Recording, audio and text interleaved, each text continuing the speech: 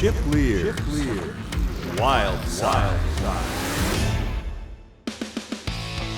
Welcome to this week's podcast. This guest that we have here today is one of the most interesting and maybe diverse guests we've ever had on the podcast.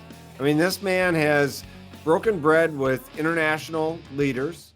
He's shot big guns with pro wrestler Jesse the Body and former Minnesota governor, I might add.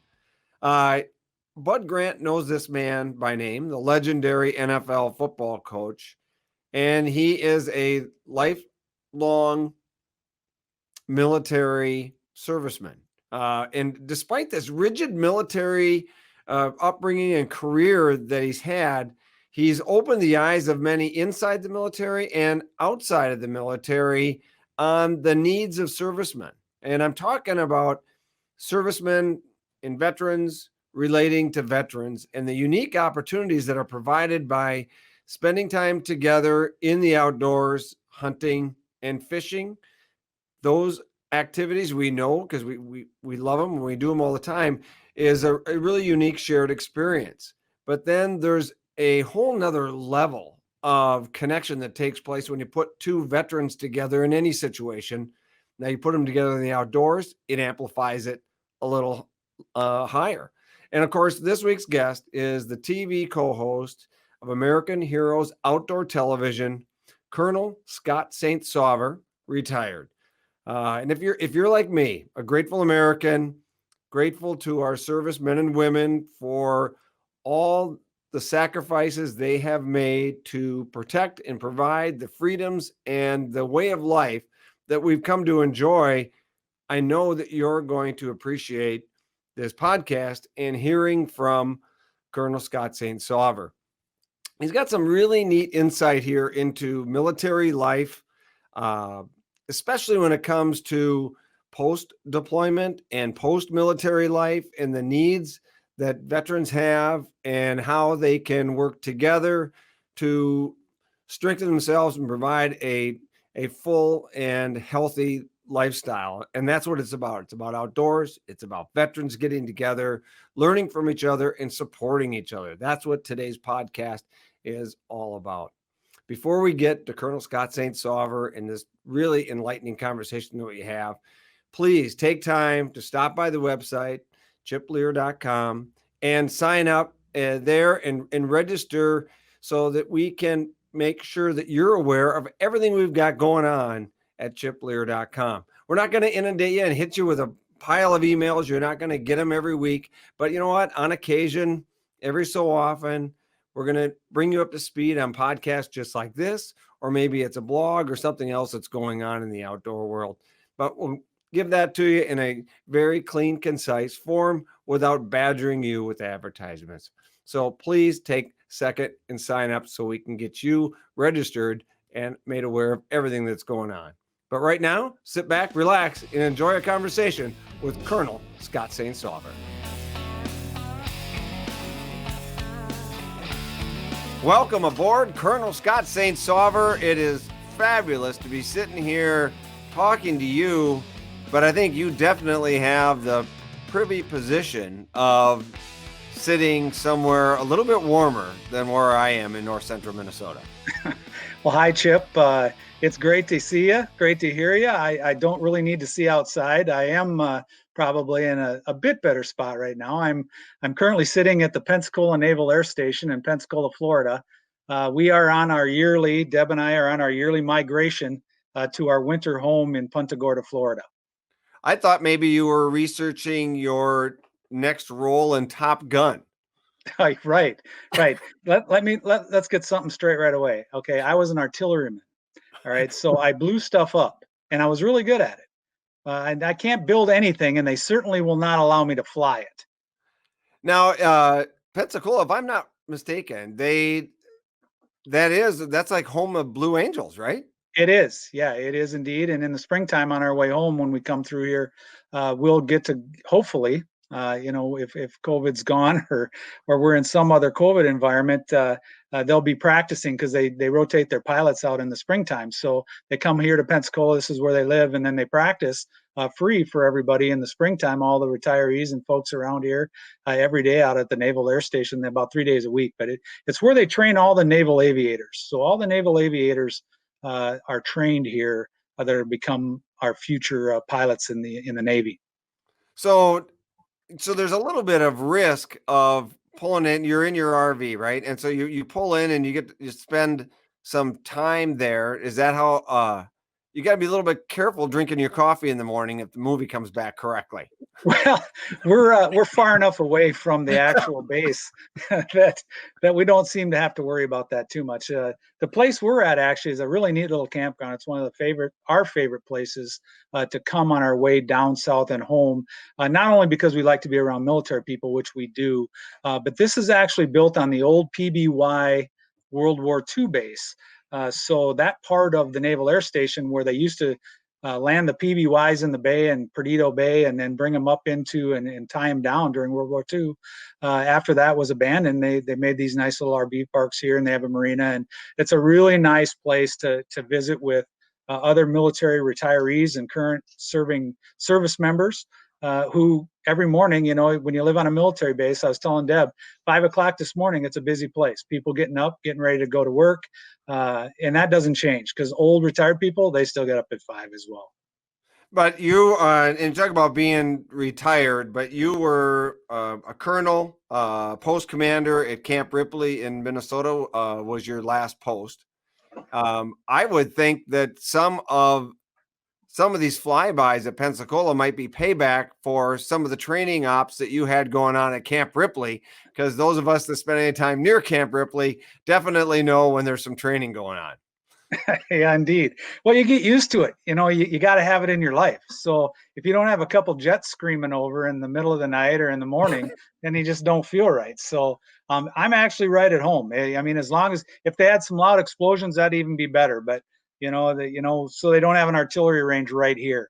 But interestingly enough, when we stay at other military bases along in our travels, I do love that. I mean, I am a believer in the sounds of freedom, and by golly, when those jets get up every morning, and this morning I think I've heard my first one about 5:30, taking off out of Pensacola.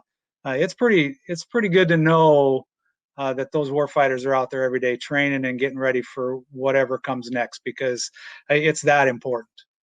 Well, we're grateful for their service as we are for yours. So we'll get, I want to make note of that right away and just thank you for all that you have done and served to get us where we are today.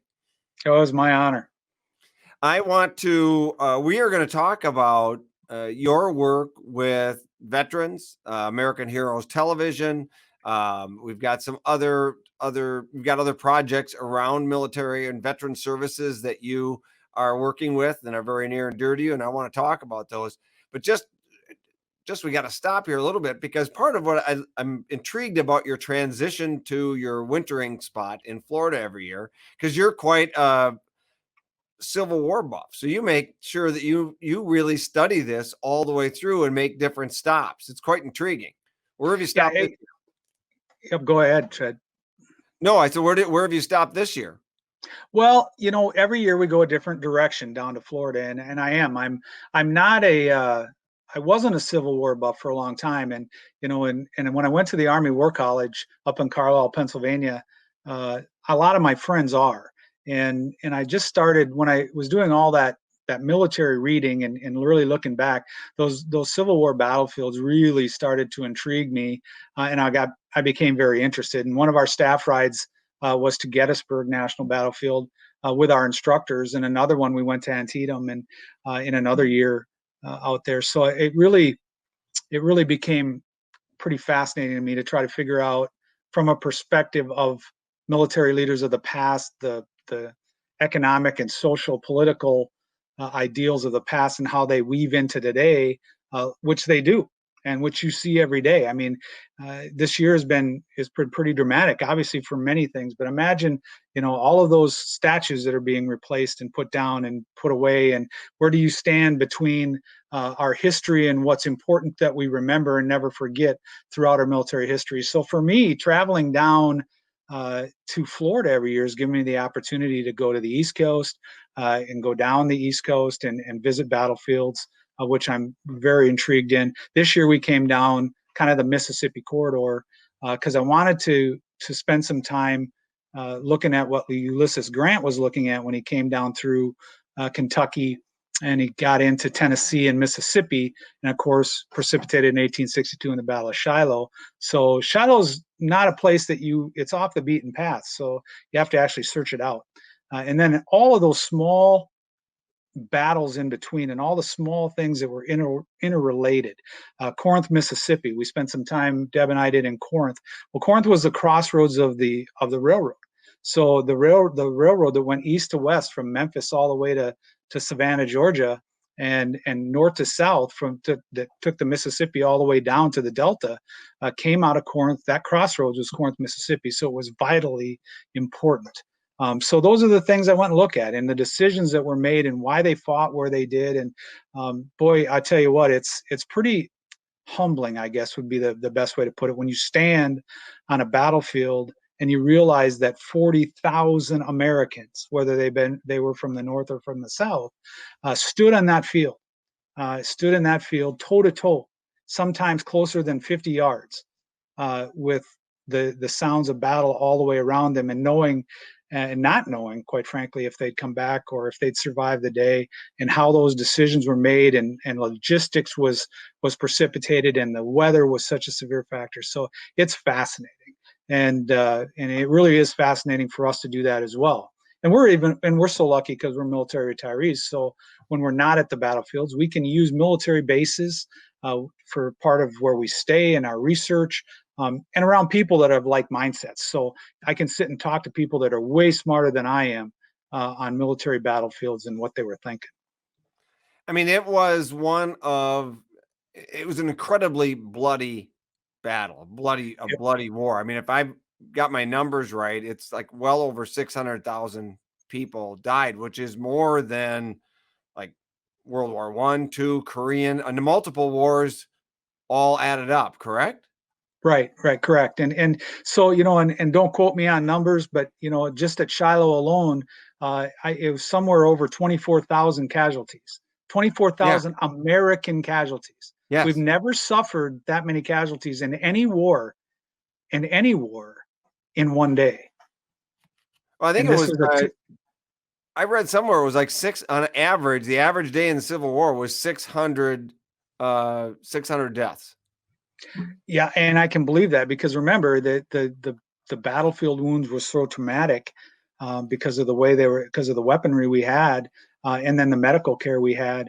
I mean, honestly, for the medical, how they responded medically was all developed. The way we respond today medically started back in the Civil War, when we learned how to triage people better, and as we developed medicine better to help people survive, because they didn't survive. Everybody that's ever studied the Civil War at all realized that, everywhere you went, there was a pile of limbs, because amputation was one of the quickest way to keep you alive in that situation. But, and then, it's just all of the things that coulda, shoulda, woulda happened in each one of those little engagements is incredibly dramatic. I mean, and Shiloh is a perfect example where General Johnston from the Confederacy was winning that battle on the first day. He had a great battle plan. He had Ulysses Grant back on his heels, and he took a bullet in the back of his knee, and no one saw it. It was just a stray bullet. And before anybody saw that bullet, he bled out. He bled to death. And that changed the complexity of that battle by losing that one general officer, by the way, the highest general officer ever lost in the Civil War. So it's those kind of things that just go on and on and on. And you never know what you're going to find, Chip. So the next day we were actually right next to the Natchez Trace, which is a whole different area, but the Natchez Trace that goes from Natchez all the way up to Nashville, that cut in the road and those sinkholes along that trailways. And here's 13 unidentified Confederate soldiers. They don't know why they died. They figure they probably died when they were returning from Shiloh, and they died of their wounds. And so they were buried along the trace. And you find things like that in the South everywhere. My wife and I came on a place in Mississippi last year where we saw 10 colored soldiers, 10 African American soldiers who had been ambushed on their way to Mississippi a day after the war ended. And so you find these everywhere. And I just find that history of our nation fascinating.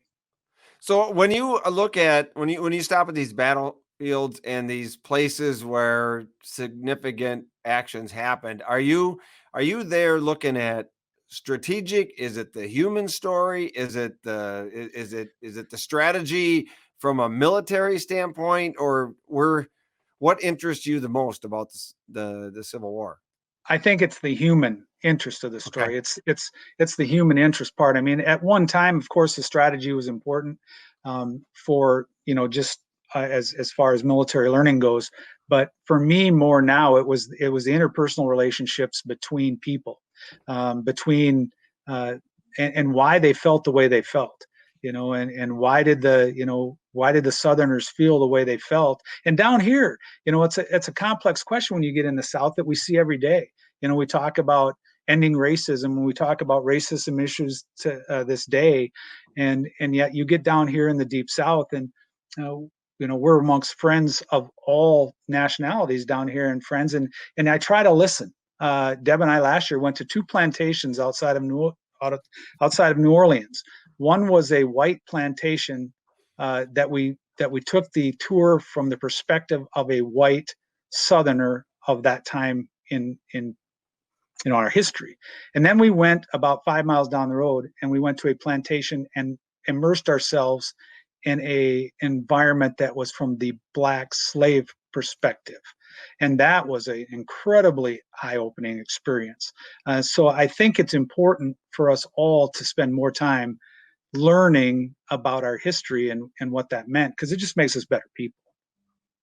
There's no doubt that, and history has a tendency to repeat itself. So that's why the more we learn about each other and how we treat each other and work with each other in the past, kind of leads to where we go in the future. At least that's in my experience. I mean, we can all be lessons. There's lots of lessons to be learned from where we've been, right? Yeah, absolutely. I was blessed. I know. I mean, as a young National Guardsman, I joined the South Dakota National Guard way back in 1980, and I was blessed as a kid from a rural state, from a white rural state. But I got to serve my whole career, 37 years in the military. Well, imagine the diversity that I experienced in my life over those years, and lucky for me. I mean, really lucky for me and my family, because it just, when I served in the military, it's a potpourri of our country, and all nations, all services, all nationalities, all ethnicities. It was awesome, and it still is today. I'm sitting here at Pensacola Naval Air Station, and this morning I was talking to a young African American female that was walking by, and her husband's a master chief here at the Navy base, and she was walking her dogs, and we just had a nice conversation. And I wish we need to have all those conversations. We have more of them. So one of the things that about the Civil War that there's a couple things that I think are really interesting. One, if I'm not mistaken, a woman was awarded the Medal of Honor, and there's only been one woman that was awarded the Medal of Honor, and it came from the Civil War. Is that right? Boy, you got me there. Okay, yeah. I mean, when I looked it up, because I followed this trail here the other day, that there was I think it was a doctor, Mary Edwards, first woman surgeon, military, but she was also the only woman in the Civil War to be awarded the Medal of Honor. I got it written down here. The highest honor given to a citizen of the U.S., and she's the only female recipient of the award to date. At least that's what I found online. Whether that article is still correct or not, but that's pretty impressive. It is. Woman in the Civil War and a medical doctor. Right. Which And imagine that, how important that was. Means she was good with a saw, Colonel. well, that was part of it. There she is right there. Absolutely. Yeah.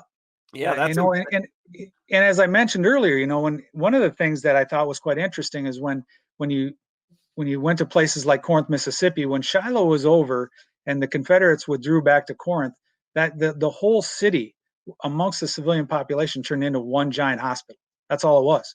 It was a hospital, where all of those wounded and dead were brought back to. If they weren't buried on the battlefield, they were brought back to Mississippi, and that included Union soldiers as well if they weren't evacuated north. So, that I can't imagine thousands of people. Imagine if you lived in a town of 1,000 people, and all of a sudden you have 15,000 wounded people in your town, and everyone has to be a medical person. You figure everybody, you just rises to the occasion and gets done what they need to get done, right? That's what you do. I think that's what they did. I don't think they had any other choice. No, without even a question there. So that's fun for you, and it certainly makes the trek back and forth to Florida a little bit more interesting as well. Yeah, there's a parallel there.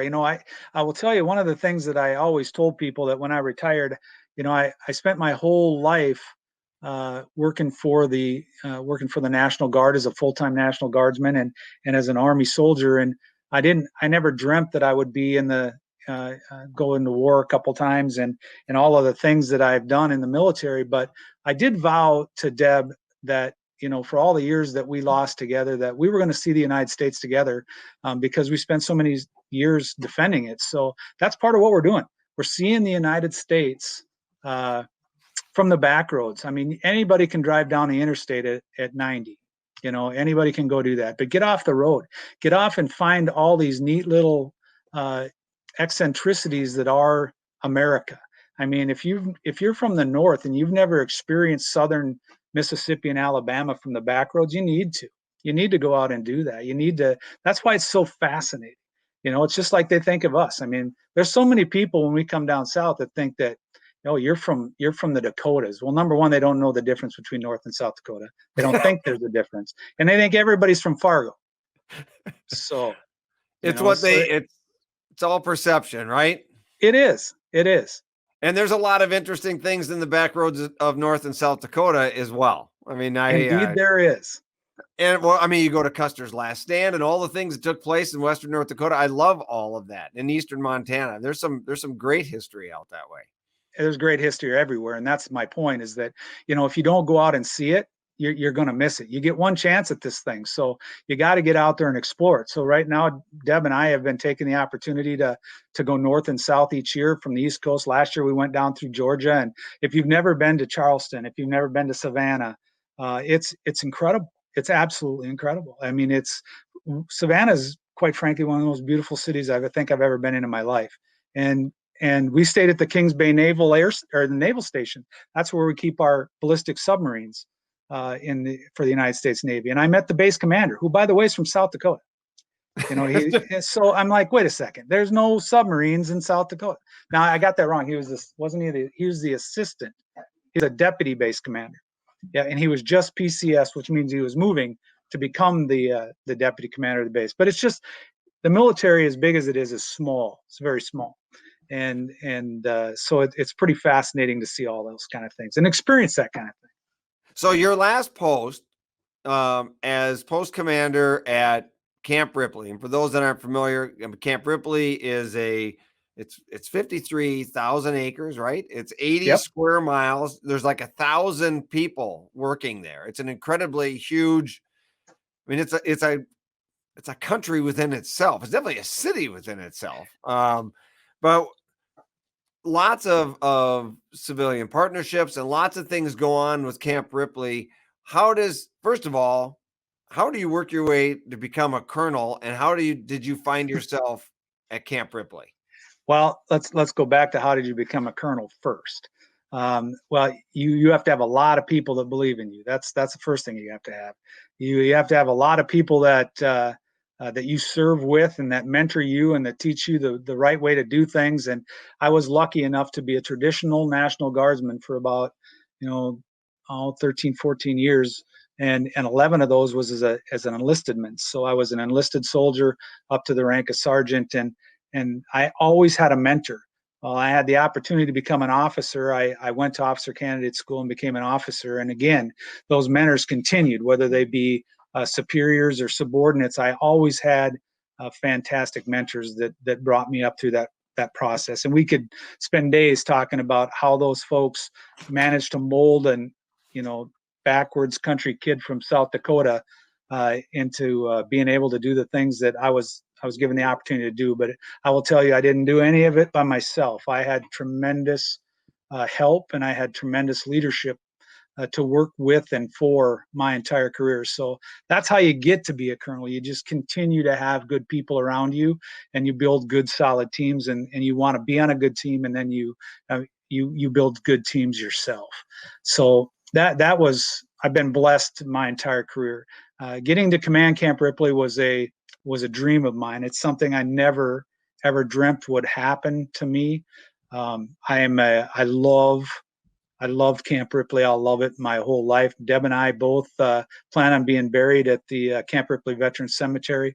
We already have signed up to be buried there. So Camp Ripley is always going to be a part of me. But the opportunity to command that base, and you're right, there was over 1,000 full-time employees, and then on weekends, it's a traditional National Guard base, so you could certainly swell to 5, 10, 15,000 people on the weekends. And when you're running a base like that, I used to tell people it's like running a small city, and it's the same.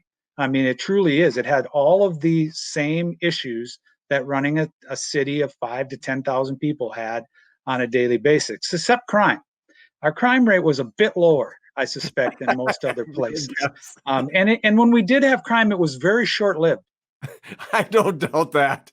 And, It kind of self-corrected itself.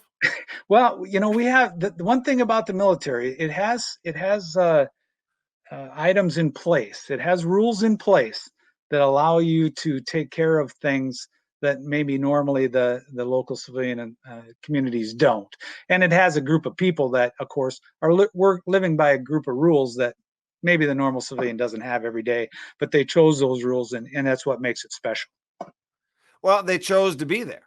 They did. Yeah, absolutely. They raised their right hand. Remember, we're in a volunteer army, and so they raised their right hand, and they swore to defend the Constitution and uphold their state's laws, and that's what they did, and that's what I love to do. The best part of being a National Guardsman is that you got to serve both your state and your nation. And I love the active duty. I love the active component. I love everything about the military all branches that I served with in every area. But those active soldiers, I don't think will ever truly understand what it was like to be a citizen soldier and serve your state and your nation. But I think maybe today, I believe Minnesota's mobilizing some Guard soldiers right now to work in nursing homes to help with the COVID environment. See, that's a Guardsman.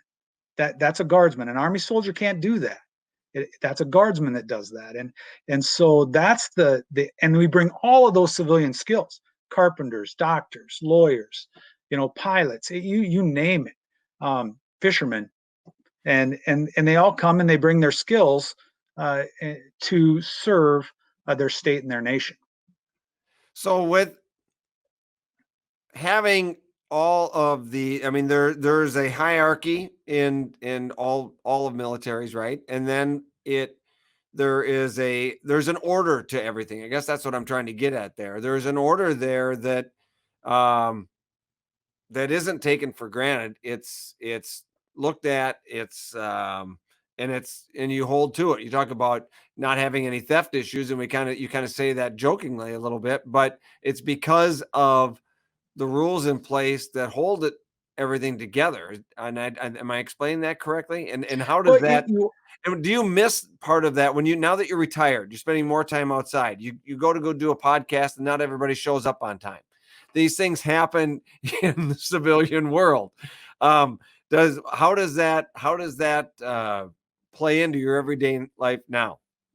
Well, and I do jokingly say that about crime, because understand that the military is a cross section of society, right? So the same problems that society has, the military has. We unfortunately, right? We have to deal with things like sexual harassment, sexual assault, and all the things that you have in society, you have inside the military of that cross section. So I do take that lightly, but we do have more order and rules. And you're right. So you mentioned what drives me crazy as I retire from the military. Well, the one thing I loved about the military, well, I loved a lot of things about the military, but one of the things I loved about the military was timelines. I loved doing things when you said you were going to do them. So for me, it was a normal way to do business. And of course, everybody knows that because that's in the Army what's called a standard. In the military, it's called a standard. I mean, you could use a million analogies, but imagine if on D-Day, and General Eisenhower said, "Let's go," and the guy said, we'll be there in a little bit." Okay, well, so imagine that, and then break it down. The Army breaks it down right to the individual level of that's part of your responsibility. So, well, that's part of yes, the big speech in A Few Good Men, right? I mean, at the very end of the movie, that's the whole thing. Is what if the guy just said, "Oh, the man's losing it. He's nuts. We're not going to do that. We're going to go over here." Now, civilians do that all the time. Absolutely, they do. In my world, they look at you like, "What do you mean we got to be at the meeting? I got to get one more cup of coffee and I'll be right there." Right. Well, if when I was the commander of Camp Ripley, if you said, "Hey, sir, I'll be there in a little bit because I need this extra cup of coffee," well, good for you. Pay your money and take your chances.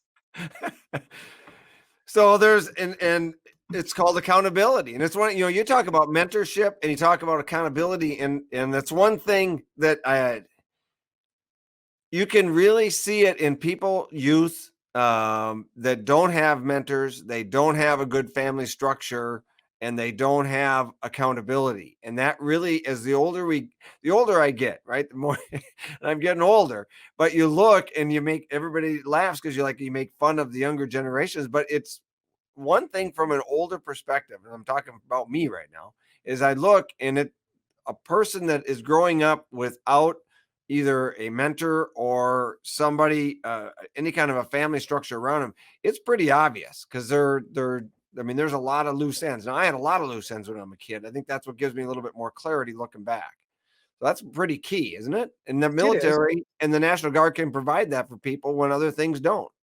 It did, and it worked for me. So it doesn't work for everybody. That's a great point. Is that that doesn't work for everybody. Some people are free spirits. I mean, I have siblings that are free spirits, and they're great. I love them to death. I don't want them to work on my timeline because they just don't meet that timeline of mine. But that's mine, and that's mine. But you know what? I'm really lucky that Deb and I have been married. It'll be 40 years in May of next year.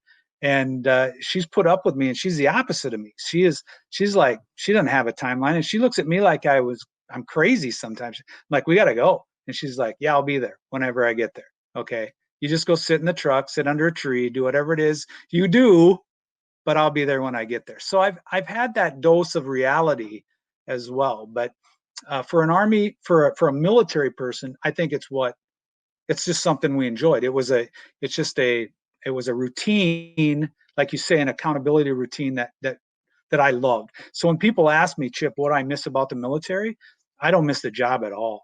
I loved the job. Don't get me wrong. I loved all of my years of service, but I miss the soldiers tremendously. I really do. I miss the males and females that worked for me and I worked with, and it's great to hear from them. I hear from them all the time. Whether we keep connected through Facebook, whether I see them at veterans events, whether they're out doing something good for their community, or whether they're still serving. The current commander of Camp Ripley, Brigadier General Lowell Cruz, is my best friend. And we talk every week. We have talked every week, one day a week, since the day I retired. And before that, we lived together in Iraq for a year. So we know each other pretty well. And we still do a lot together. And so I get to hear what's going on at Camp Ripley, sometimes whether I want to know or not.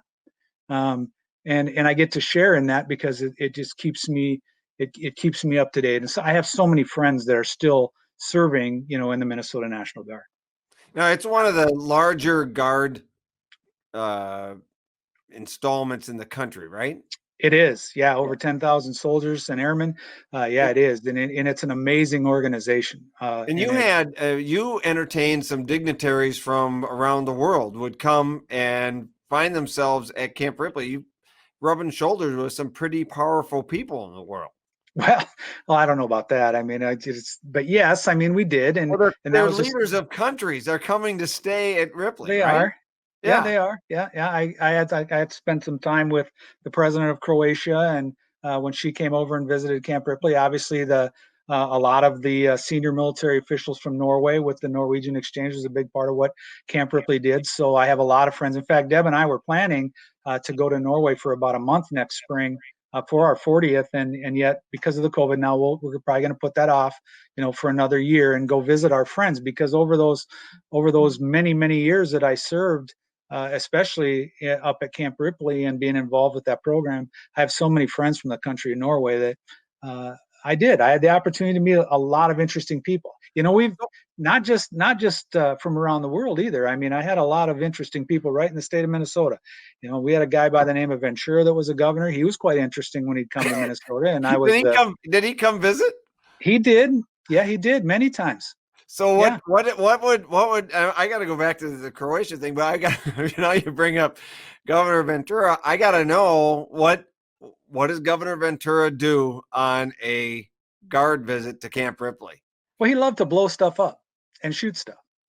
That's And as what governor, governors you can do that. and you can.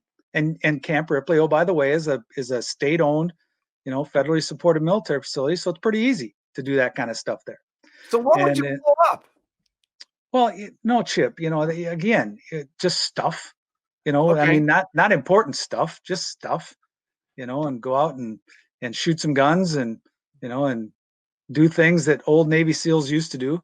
And he'd bring some of his buddies down once in a while, and so yeah, it's quite interesting. And but he was just a colorful personality. I mean, he was obviously a very colorful personality. So, but he liked Camp Ripley. He loved to come up there. But a lot of the governors have come up there, to visit the soldiers. A lot of our legislative leaders used to come up and see the soldiers. A lot of civilian activities, remember, go on up at Camp Ripley. The DNR Enforcement Academy is up there. I used to make fun.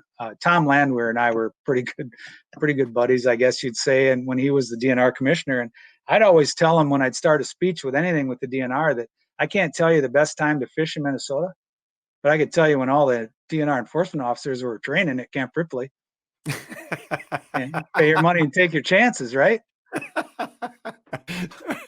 Why is it just assumed that all outdoors people are looking for a way around?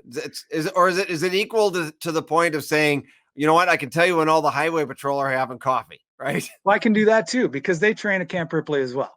So when the highway patrolmen, I always used to tell people all the time, I'd get a kick out of my soldiers. They'd come to work and they'd have a sad face, and I'd be like, what's the sad face for? Well, I got picked up coming from Brainerd this morning. I was late and I got picked up.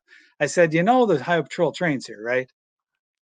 It's like, dude, this is not a secret.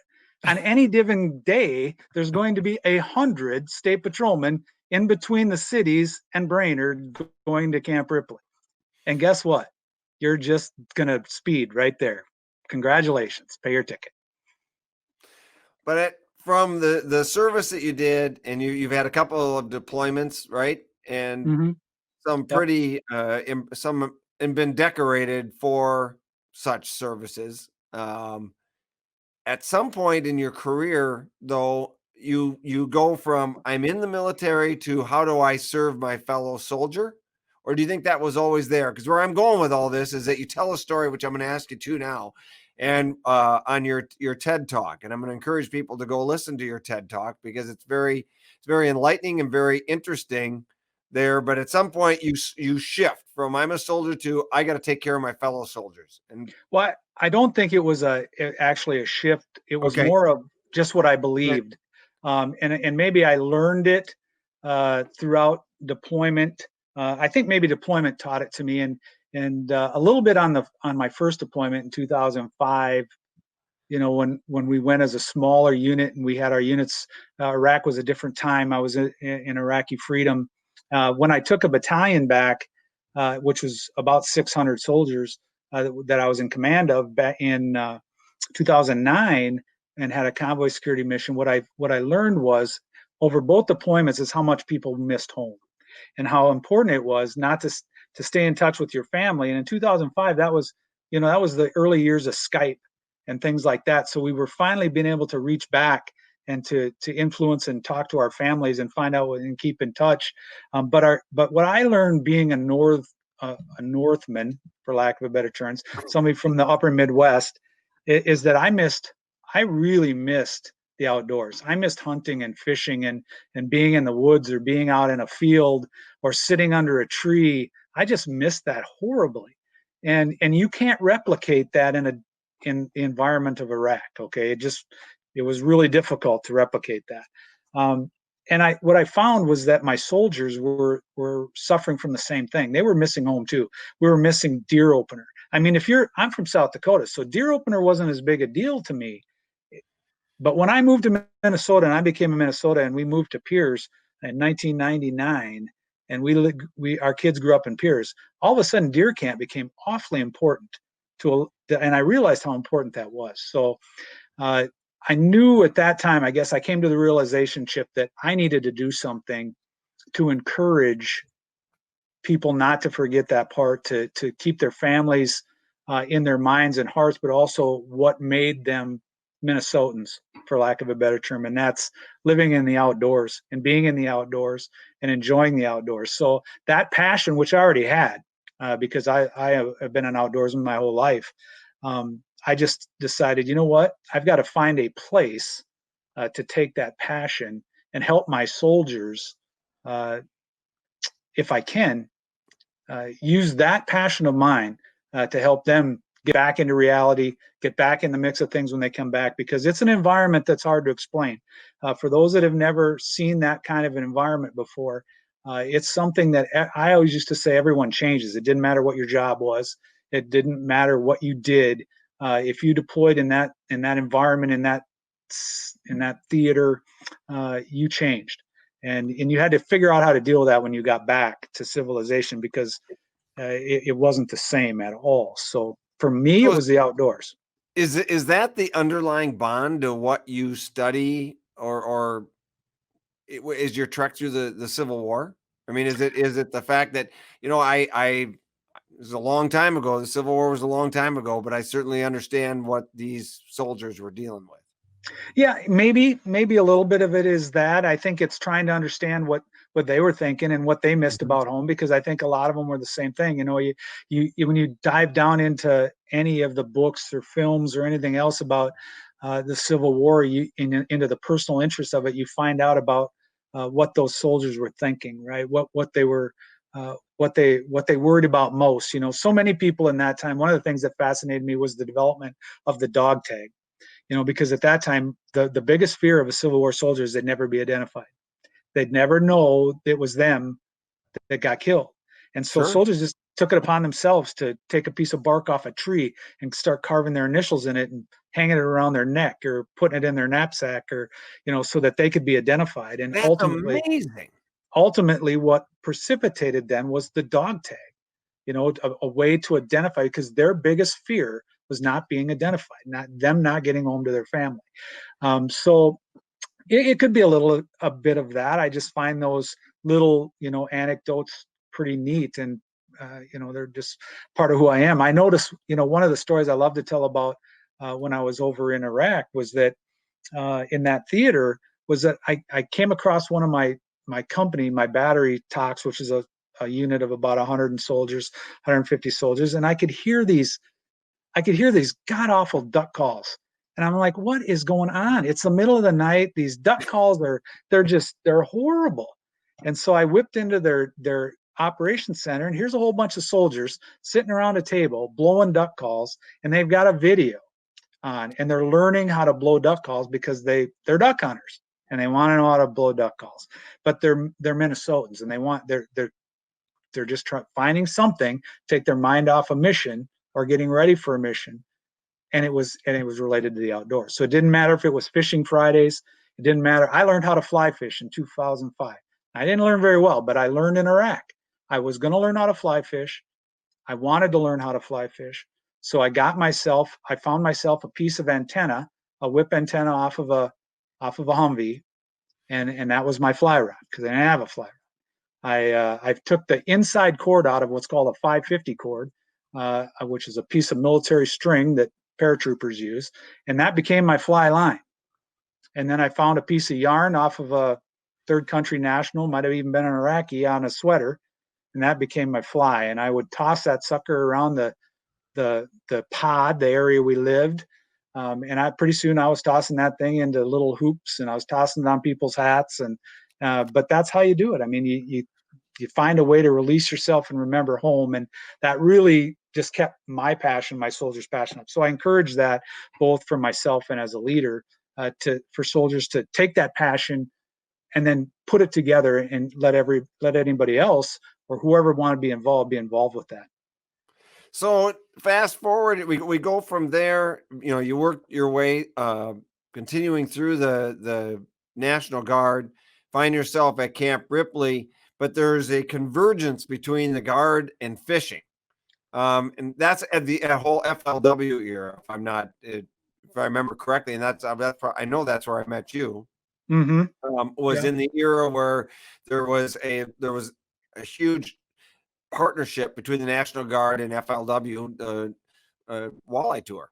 Yep, that's exactly right. And I had come back, I think maybe it was my in between tours, maybe even, but the FLW was being sponsored by the National Guard, and I know my passion for fishing had always been there. I was a fisherman. I've been a fisherman my whole life, and so always learning about fishing, and I was interested in that competitive side. And some of my friends were involved with that program at the time in the National Guard. So I went a couple times, and I really actually became pretty fascinated with it. And through that met Mark Kortz, and I imagine that meeting turned into quite a friendship, which exists today, and kind of spurred that that competitiveness that I always have. Every military person's got competitiveness. You don't have to worry about that. I love to compete, but I also know what my limitations are at some points. And so, yeah, it was that opened up a whole new sight aperture for me in what I could do in my position at Camp Ripley, because we'd already had some outdoor programs, and my deployments. I was always mad because I wasn't quite as much a hunter. Not really mad, but I was not much as a hunter as I was a fisherman, and we weren't doing anything for my passion. So maybe a little selfish there with fishing. And when we had all these hunts for turkey and deer and everything else up at camp, and I thought, well, shoot, I during that time period, that FLW time period, I asked Mark. I said, what do you think? Is this something that we could do? Is this something that people would be interested in? And boy, did that open a Pandora's box. Of course, what you're referencing is the Trolling for Troops event that you held at Camp Ripley for a number of years, and hopefully it continues after the coronavirus pandemic issue here. But tell me about that, because it's very interesting that you're putting serving military members with retired military members and that was with a walleye or with a fishing pro, so to speak. Yeah. And that was the whole key to it. I mean, when I sat down and started talking to people about it, Chip, it was I saw the start of veterans programs, I guess, for lack of a better term, where you just went out and you hunted or you went out and you fished. And I thought, you know what, that's really not what I'm looking for. As a commander, as a leader of soldiers, when I was in theater, I wanted there to be a benefit to that. I wanted there to be something to go beyond that.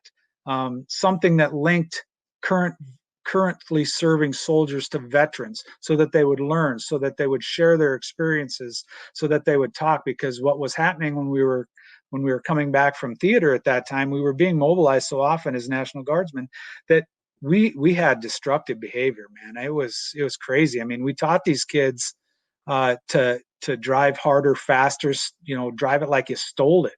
If you saw it, shoot it. And we taught those behaviors to keep them alive, and they did. But then we sent them home and unleashed them on society with the same ideas, and so it was like, whoa, wait a second. We need to be able to get back into society. We sent them home with a lot of issues that we didn't realize they were going to have, especially as citizen soldiers. And so I got to talking to people and said, what if I wanted it to be more. What if I took a currently serving soldier and I put him with a World War II veteran or a Vietnam veteran and I let them just talk. I didn't script it. I put them in a boat with a professional angler or a semi-professional angler or somebody that knows the area, whether it be the Mississippi River or in this case, Mille Lacs Lake, and then let them spend the day fishing together and let them talk. And then let them look into each other's eyes, because I tell you, you will change lives when you look in somebody's eyes and you let them look into yours, and then you discuss the programs and the problems that you faced, whether that been in World War II or Vietnam or today. And what you find is that you'll get two veterans that will become lifelong friends, but more importantly, you'll get another civilian that learns more about the military that they never ever dreamt existed.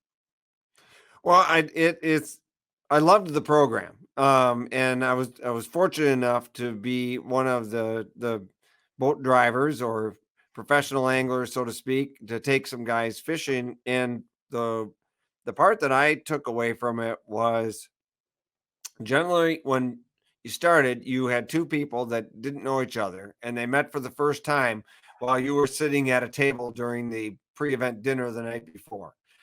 And we explained, you exchange some pleasantries back and forth, and you do your introductions, and we talk a little bit, and the bonding there, it starts, a relationship starts, and you get up, and then you get in the boat, and the boat always changed everything. It was the conversation in the boat, just as it evolved, is because we have a common task to work together, to fish together, all of that.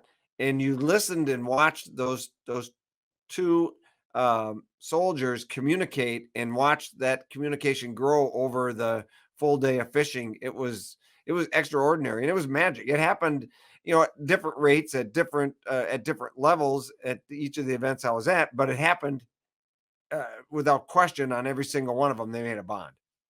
And it still does. And that's what makes it special. So people always ask me, about healing in the outdoors. And my TED Talk was about healing in the outdoors. That's the whole thing about it. Was I believed at the time, and I still believe to this day, that we threw millions and millions and millions of dollars of resources at counselors and mental health professionals, and they're needed. Don't get me wrong, they are needed.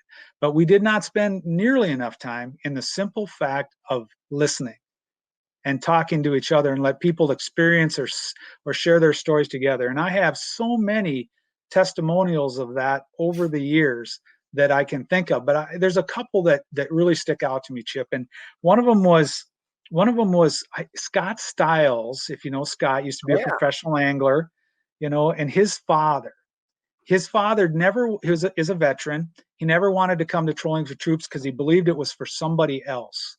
But Scott got him to come one year, and he came to that event. And while he was at that event, at that meeting you were talking about the night before, he met a service member that served in the same place in Vietnam that he did, and in the same unit, and he didn't know him. But they met at that event. And they got to sit and talk about their experiences. And he came up to me, and I still get choked up a little bit because he came up to me and he grabbed my hand, Scott's dad did, and he said, "Thank you." He goes, "I'd have never dreamt my life could change at my age." That's one. Okay. So not, it's just something you can't explain. But it happens all the time. We have a tendency to want to solve all the problems by throwing money at things and doctors at things and prescriptions to resolve issues. And really, it comes down to human interaction can resolve most of our challenges. That's where you come back to the whole mentorship thing where we started just a little bit ago. And it's really that you've got to talk to people. Right? You do. I have another great example is that I was doing a show for American Heroes on the St. Croix River. It was called Vets on the Croix. It was the NHL Alumni Association. But I met an Vietnam Army combat pilot, and his buddy, who was his buddy from Las Vegas, who had flown up there, who did not want to come, who was a hermit, lived in his house in Las Vegas, didn't go outside, just did not want to be around people, just did not. I got introduced to him that morning. They were going out fishing. He got him to fly up to to Minnesota to go on this Veterans on the Croix event down the St. Croix River. Now that was float fishing and then some boat fishing. Well, I ran into that same soldier. He was a tunnel rat in Vietnam. And I ran into him later in the day, and he looked at me across the water on a boat. He was on another boat, and he said, I never dreamt I could be on a team again. I thought I left my team in Vietnam. He said he just never believed there was another team that he would want to be on. And fishing that day with those young NHL players and those other volunteers that were working with veterans and other veterans, he found a new team. And now he comes all the time. That's really cool. That is really, really cool. That's two. Yeah. And it happens every event, Chip. I don't care what event it is. You can heal by spending time together, doing some of the simplest things. So this was the motivation. Oh, I love that photo. That's absolutely fabulous. Isn't that awesome? So the guy paddling the boat is a veteran. Okay. He's a disabled veteran, and he ties flies. That's one of the ways he keeps. Okay. And he is very good friends. That's Andrew Hansen. He's very good friends with Gary Roach. He comes up to Patrolling for the Troops every year, fishes with Gary. Fantastic. Yeah. So was Trolling for Troops the launching pad to take you to American Heroes TV? Is that where that one, we went from one to there? Because suddenly now we're telling soldiers stories we go from a few hundred people, which, I mean, ultimately this is all about one-to-one human connection, right? It is. What makes this thing work. But then we go from there to telling these stories on television, and the game changes because now we've got, your audience is bigger, and we're reminding everybody of what they can do. Yeah, it really was a launching pad. I think what it taught me is that I wanted to do something else. I knew that there was more to do, and I had to figure out what that was going to be. I knew that I loved the outdoors. I knew that I wanted to do something like this, and so I was looking for that mechanism. Well, along that route, I was introduced through that program, Trolling for the Troops. I met Eric Osberg, and through Eric Osberg, I met a young soldier by the name of David Morse. And when I met those guys, I met David, and David was a young soldier that had his own little nonprofit called American Heroes Outdoors. And I thought, gosh, I need to meet this kid, number one, to make sure he's doing it right so he doesn't get fired, because he was a currently serving soldier. And there's a lot of rules when you deal with that kind of stuff. And second of all, I wanted to know if he was the kind of person that I wanted to work with, that had the same vision that I did of getting out and helping people heal, as opposed to what I unfortunately believe a lot of what happens is there's a lot of small nonprofits that got started in that whole war cycle that was about free hunting trips and free fishing trips and, free this and free that. And that is not what I was looking for. Don't get me wrong. If that's what you were after as a veteran, I'm all for it. If it gets you in the outdoors and gets you out of your chair, go for it. But that's not what I was looking for. So when I met Dave and he came to my office at Camp Ripley. He was a young E6, I think at the time, staff sergeant, and I was a full colonel. He was scared to death. He thought that I was going to chew him out for something, I'm sure, or he was doing something wrong. And I just sat and I interviewed him. I just interviewed him and decided if him and I were going to work together, or if he was going to allow me to work with him in the organization that he had started. And I tell you, it took about 20 minutes and I was sold. That kid he's got so much personality and integrity, and he had everything that I wanted to be able to find something to do after I retired, because I knew what I didn't want. And I did not want to go into corporate America. That was not what I wanted. I wanted to help people, and I wanted to get out and see the United States and do some other things. And I wanted to get home to my family. My mom and dad are still alive, and I wanted to spend some time with them as they got older. And so, yeah, it worked perfectly. David and I hooked up, and I told him I'd give him 5 years in his nonprofit, and I'm on year 3. So run me through. We've got the program; it's airing, and it really utilizing the platform of hunting, fishing, what have you, to connect people on a one-on-one basis. And the show, what I like about the show from what I've seen is yeah, it's generally on in the outdoor block or in outdoor times, but it's not a fishing show. This is a human interaction show that talks about outdoors, resources, and how we're utilizing those to better ourselves mentally and physically and heal ourselves from shared experiences. Yeah, that's exactly right, Chip. And it's you put it perfectly. It's not a hunting and fishing show. Okay. It's on the hunting and fishing block because we get in the outdoors. Right. And so that's where it And fits it's a on good TV. demographic. It's probably Yep. that's your target audience without question. It is absolutely, but it's stories. It's telling stories. That's what we want to do. I put it this way. The easiest way I put it, when I start to get ready to film an episode, whether and our shows are on Fox Sports North, obviously, and on Midco Cable out here out in the western part of northwestern part of Minnesota, North Dakota, and South Dakota. We just want to tell stories, 2 to 3 good stories every time, and again, not scripted. I don't like scripted material. I like things to develop. So, sometimes they develop quickly, sometimes they don't. But generally, if I've done I do all the fishing stuff, pretty much all of that. Dave and Wes is our cameraman, producer guy, but they do most of the hunting things. Though I did one this fall that was amazing, which we need to talk about, and that's when we went up to Rock Lake and hunted sandhill cranes, which is a great story. But it was just getting them in the boat, right? Picking out a couple people, ordinary people too. That was important. I wanted ordinary people that you wouldn't know are heroes, because they're too humble to tell you they are. They don't think what they did was that important. They just did what they did, and they went on to do their other things. And Come back to Scott Stiles' dad.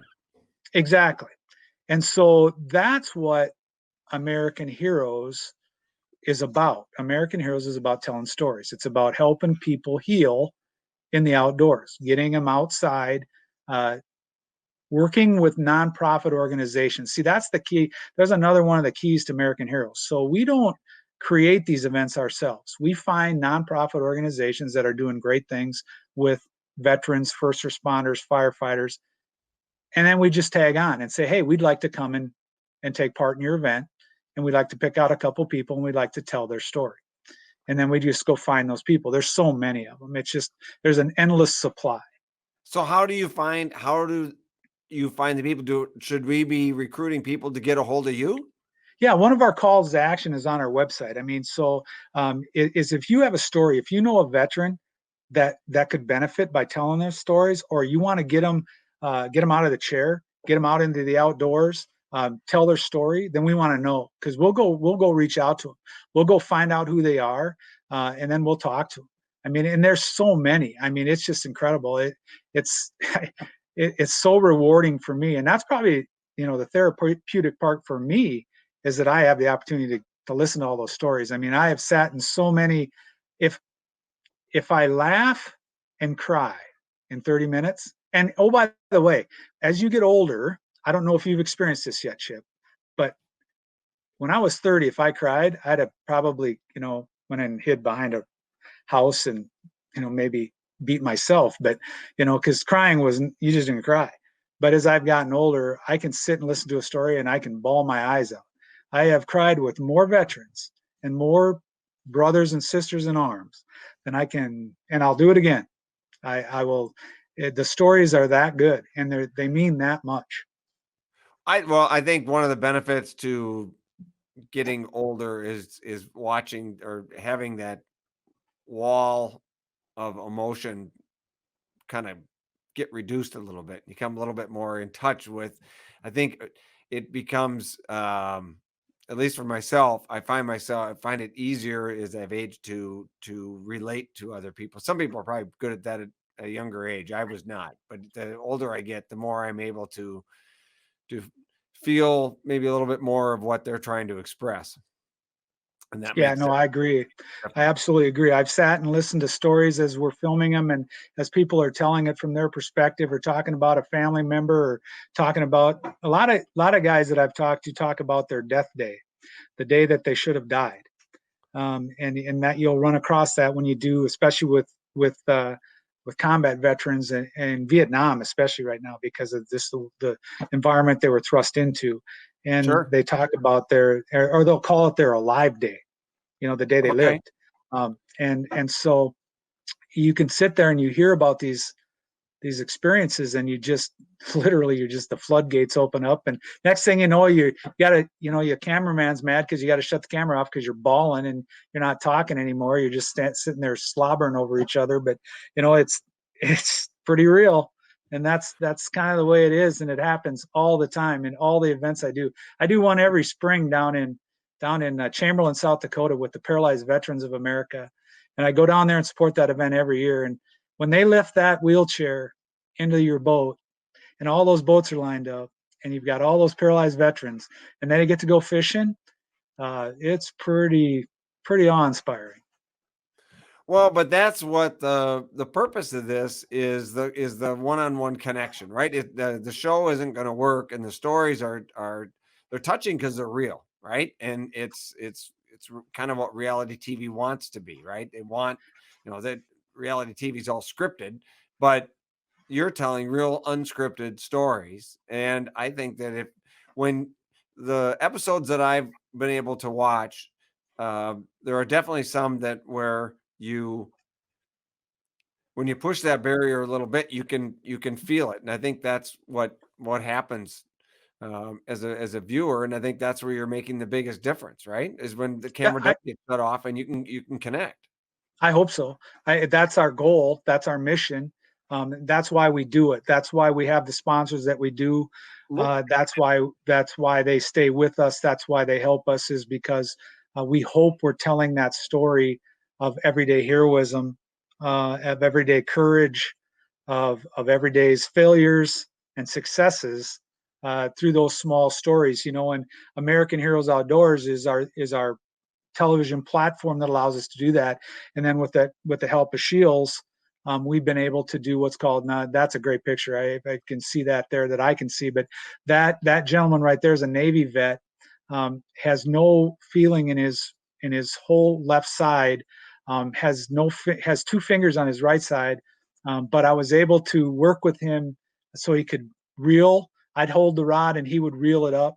It says one time a year he gets to go fishing every year, and he lives for it. His wife told me that, and he won't fish with anybody else with me now. He wants to fish with me every time he comes out there. And it certainly isn't because I'm the best fisherman that shows up. I'll guarantee you that. It's just that we bonded. We just have a bond that he trusts me in the boat, that I'm going to take care of him, and he catches his limit of walleyes. So that's helpful as well. So the photo that was just there a second ago, what's the ingenuity with the front end loader trying to get the soldiers in and out of the boat? That's amazing. So one of the hardest challenges. Why try to build a ramp? Let's just use a front end loader. Yeah. So one of the hardest challenges with paralyzed veterans, obviously, is getting them in and out of boats. And often, honestly, especially with some of the electric chairs now, and some of the track chairs are so heavy that you can't lift them off a dock. You can't take that chance. And so you have to do that in a way that's very, very safe. So what they came up with is, these are firefighters. This would be the Southeast South Dakota and Northeast Iowa firefighters. They came up with a way to use a front end loader, the ones that extend out. They built a frame that fits over the wheelchairs. And then these young kids are all high school kids, and they come out and they guide those wheelchairs. We just line the boats up, and then you drive your boat underneath. They lift up the veteran, they drop him right in the boat. And then you've got the wheelchair right in your boat, and you can take off. And it's the most slick you can ever think. It's very, very safe. Only in the Dakotas. Exactly. It's just called great ingenuity, right? Great people doing great things.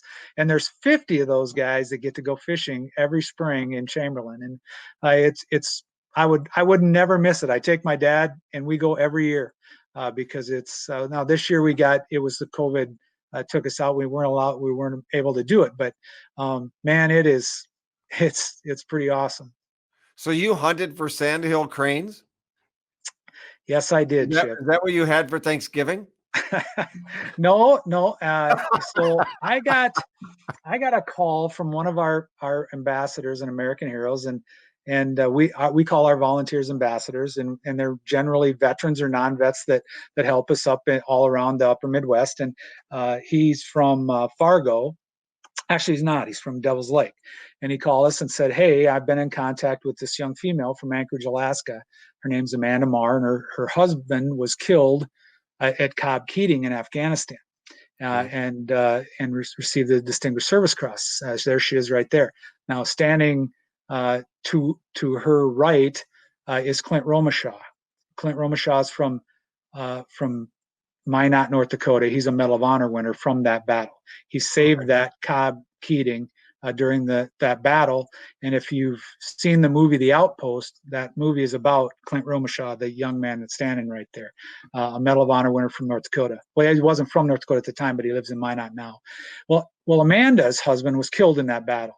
And her and Clint have stayed in contact, but they never get to see each other that often. And the only times they ever got to see each other were at events that were either Medal of Honor related or related to the deaths of her husband, and they share a bond of the outdoors. And so this young man decided, James Wren is his name. James is a great ambassador for ours. He's a vet himself.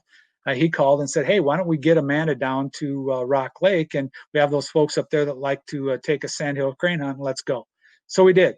The other young man there is Ben Cannon. He was a drill sergeant, the African-American gentleman from St. Cloud. He's a drill sergeant and he is hilarious. He should write a book. He needs to write a book about his experiences as a drill sergeant, because the man is nonstop drill sergeant all the time. And he's, as you can tell, he lifts a little iron. Yeah. In fact, he could bench press a small car. So we took him up to Rock Lake to go crane hunting. Well, they fed me all this song and dance about cranes and how, they decoy, and we set all these decoys. Yeah, whatever. I don't believe it. They fly around. Cranes fly around, and when they fly over, you shoot them. Now, they did tell me they taste like, ribeye of the sky, and I was like, yeah, whatever. Ribeye, whatever. So we didn't get any cranes, okay? The cranes flew around, and we didn't shoot any cranes. How was the ribeye? We shot at some cranes, but we didn't shoot any cranes. Okay, but anyway, they had some crane, and I'll be darned, when they cooked it up that night, it was kind of like ribeye and not necessarily the sky. It was awfully good eating. But we met it through that adventure. Amanda had brought her bow. How did you know it was ribeye? How did I know? How do you know it was crane? Well, I don't. Okay, I don't know that they did not feed me ribeye, but I believe they fed me sandhill crane. I think they did, but if you're a sandhill crane hunter, maybe you can, verify that indeed was sandhill crane. But during that event up there, Gerald Stenson, who's the landowner, and Darren, and these guys introduced us to another landowner, because Amanda had brought her bow with, and she had never hunted whitetail. She lives off grid in Alaska, up north of Anchorage, and so she hunts caribou and moose all the time to feed her family, but she had never hunted a whitetail deer. Well, we got her a license. This landowner was decent enough to put her in a stand, so her and Clint went over to his farm. Clint and her climbed up into the deer stand, and that evening she shot a beautiful 5x5 whitetail, and we got it all on film and got that story. Look at that nice buck. So there is Amanda and Clint. Oh my. And what happened, but while they were waiting for those deer to come out, while she lined up that shot, is you heard the interaction between Clint and Amanda that I believe will make them friends forever. See, I could never tell Clint Romashaw's story. The man is a hero. He's a Medal of Honor recipient. He is a stone cold warrior that saved his soldiers, but in that process lost her husband, who was one of his soldiers. Mm-hmm. And that bond that they share, you and I will never understand. But that experience, I believe, will change their lives. Yeah. That's what American Heroes is about. That's moving. That's pretty moving. And then you get to tell these stories. So from those of us from the outside, right? Here I was not in the military. What can we do, or what do I need to know, or how do I help? maybe that's probably the best question. Yeah. So, people ask me all the time about what is the call to action? What do? You do Yeah. what you feel comfortable with. Okay. So everybody has something to give. Everybody has, I think the thing that people think they lack the most is time. And that goes for veterans as well. It breaks my heart every time we set up an event, or you go to support a nonprofit organization and half of their veterans show up because it was, for whatever reason, they didn't want to get out of the chair. It just got too hard to drive up north. There was a snowflake, whatever. But you do what you can do, Chip. I mean, so if you love being in the outdoors and you love sharing that, then share it. I mean, I'll give you another example of something that helped me. I met Al Lindner through Trolling for the Troops, right? That's where I met Al, and Al came down and supported the event, and that was very important to getting the credibility in my eyes that I needed, right? Mark Kortz and his group of professional anglers was important. Okay, the Minnesota fishing organizations was important. The Disabled American Veterans in Minnesota, the American Legion, the VFW, the V for V, the Veterans for Veterans event, they were all critically important. But Al became my mentor to learn how to enter this realm that I'm in right now, American Heroes Outdoors, telling stories. I didn't know anything about TV. I still don't know anything about TV. I think I'm a pretty good BSer. I think I'm pretty good at being pretty honest about what I see and what I believe and hear, and allowing people to tell those stories. So he helped me do that. And so that was his, in my opinion, to me, that was the greatest gift he could have gave me. Teach me how it works. Show me how it works. I'm not trying to monetize it. I want to benefit. I want others to benefit from it. And American Heroes is like that. Every dollar we spend goes back into our production. I don't make anything. I don't make a dime. That's on my list. No, definitely was going to bring that up as a point, because that's pretty cool that it's all nonprofit. This is right. This is all. It is. Yeah, our sponsors. It's a labor of love because we care about people. Exactly. If we get it, we put it back into the production. We spend if we do our jobs right, which we have a great board, we have a great group of people working for us, great group of volunteers. We should zero our books every year, right? Everything we do, our Shields Hometown Heroes pieces, those 5-minute stories we tell for Shields, they're absolutely the backbone to our future. I love them. The stories we tell from those local veterans, local first responders around the Shields network, they love it. We love it. It shows why we are who we are, Chip. We're Midwesterners, and we have a strong belief in country, duty, honor, all those things that are important. So if somebody's out there and listening to this and knows a veteran that may be suffering mentally, physically, and who knows at what stage, but where do us non-military types turn? Okay. Yep. So the first thing is, if you think somebody's in trouble, then call me. All right. The first thing you can do is call me, call a person that was in a veteran, call the military, call somebody from your local guard establishment. If you think they're in trouble, then you call us, and we'll help you get to the right resources. In fact, that just happened. Joe Carlson, who's a good friend of mine, lives up in the Park Rapids area, had a veteran. He was a fireman, I believe, actually, he was very concerned about. So he called me. Well, I didn't know who to call, but by golly, I got on the phone, and in less than an hour, we had someone interacting with that person. So that's the first thing. If you see somebody in trouble, help, right? Help. Call somebody. If just pick up the phone. That's what cell phones are for. If you don't know anybody, by golly, just call me. I mean, I'm out there on the website. Okay, are there links on American Heroes on the website? Like if I want to reach out to you or to somebody, that's where I can go. Absolutely. There's links there, and you can certainly link to any other of the service orgs as well, but always never forget with veterans, the VA. So there's always emergency numbers for the VA. But just call somebody. I'll guarantee you that 95% of the people out there know somebody that has served in the Guard, serves in the Guard, or is a veteran in the area that they can talk to. And where I'm coming back to veterans need to talk to veterans, right? I mean, that's where, because nothing against, any formal way organized, and that's where I'm trying to break it down to communication, right? I mean, that's where I know that if I may take offense that if I've got somebody from a hospital getting a hold of me, but if I got another veteran getting a hold of me, I think I might look at that just a little bit, be a little bit more welcoming. Yeah, it starts at and it doesn't have to be that way, but once in a while that will certainly happen. I will get calls from former soldiers, and that probably happens more to a service member than not, because they share that bond already, so you don't have to establish it. But what I always tell my kids, who all served or have or are currently serving, all four of our children, is I tell them never cross the street. Never cross the street. If you see a veteran out there with his hat on, or he's got a lapel pin that says that he served, never cross the street away from him. Never avoid that interactions. Just simply say thank you.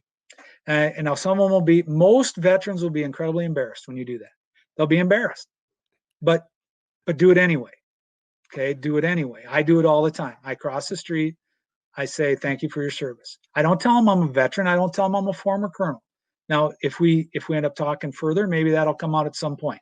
I've certainly been in the places where I went, oh Christ, another damn officer. So, but that sometimes that breaks the ice as well. But it's just about interactions, right? So how can you help? If you have a veteran out there, a relative or a friend or a cousin, and he served, but he just isn't interacting, or always wanted to go to go fishing, or wanted to go to an event, give us a call. Nominate a hero. Exactly. Nominate a hometown hero. If you're from Fargo, North Dakota, and you have a friend out there or a veteran out there that just nominate them. And then we'll take a look at their story. We'll vet it. We'll take a look at their story, and we'll make them a Shields hometown hero. Or you know what? We'll get them involved with a nonprofit organization that's doing an event, like our great sponsors up at Devil's Lake. So up at Woodlands Resort up there, Kyle has been an amazing sponsor of ours, and we'll get them up to Devil's Lake to go fishing on one of those events. There's a great ice fishing tournament that'll come up this winter, and if you've never ice fished Devil's Lake, boy, it's worth it. It is certainly worth it. So just let us know. We cannot engage unless we know who they are. So, and a lot of times they're not going to tell us, because veterans have a great problem, a huge problem of saying, well, that's not for me. That's for the guys that really did something. My uncle tells me this. My uncle served in Vietnam, and he constantly would tell me, as I tell him he needed to go register at the VA for the year he spent in Vietnam, I was just a clerk. I was a postal clerk. All I did is deliver the mail. I said, I don't care. You served a year in Vietnam and you were drafted. You did not want to go to Vietnam and be a postal clerk. Okay.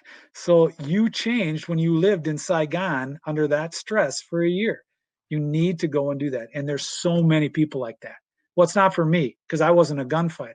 Yeah, it is for you. It's for every one of you who served. I don't care if you served a year. I don't care if you served a career. You served your country. You either voluntarily raised your hand, or you were told by your voluntold, we call it. You're voluntold by your United States government, hey, we've decided that you're going to serve. Welcome.